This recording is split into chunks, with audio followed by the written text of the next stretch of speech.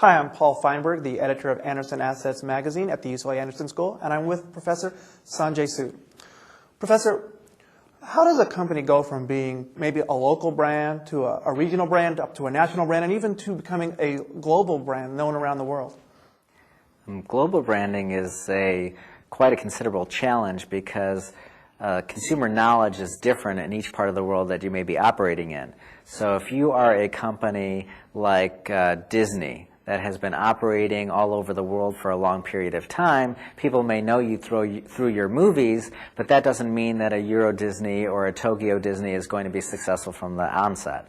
So what you always have to keep in mind, again coming back to our academic frameworks, is that consumer knowledge is richer in certain regions of the world than other regions. So in the U.S., Disney may be known as a company that is about family fun entertainment, but that doesn't mean that in Europe or in Asia that it's going to have the same kind of rich knowledge that people have here in the United States.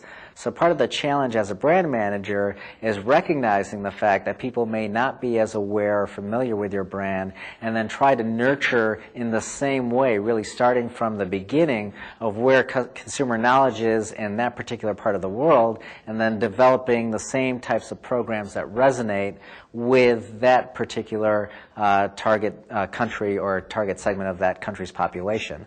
So for example, in the U.S., maybe Snow White and the Seven Dwarfs is kind of the archetypal Disney film.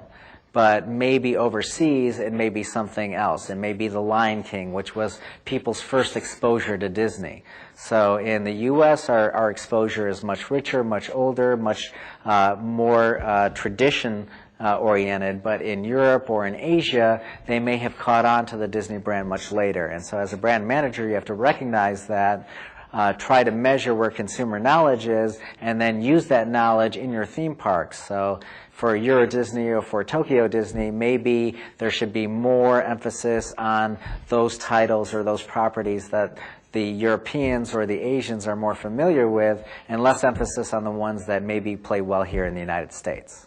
What about the reverse? What happens, how does a company, maybe Toyota comes to mind, who was one type of, seen as one brand in Japan, when the United States was maybe at one time seen as the good mileage alternative to buying a Detroit car. Now Toyota has a wide range of brands and even a luxury brand as well. How does a company from outside the United States introduce their brand into this market? Yeah, Toyota is an interesting example because there is a company that when they were first launched into the United States, a lot of their brand knowledge was developed by the fact that they were coming from Japan. And so made in Japan really meant something and helped form the Toyota brand name. So if you recall, in the United States at that time, the cars were much bigger, and Toyota was coming in with smaller, more economical cars. Over time, as consumers learned about Toyota and its array of products, they were recognized as being a high-quality manufacturer, perhaps even higher quality than the big three here in the U.S. And made in Japan went from, oh, I'm not sure, I'm not certain, to being something that's really valued by customers. Made in Japan is actually going to lift the equity of any car that Toyota makes.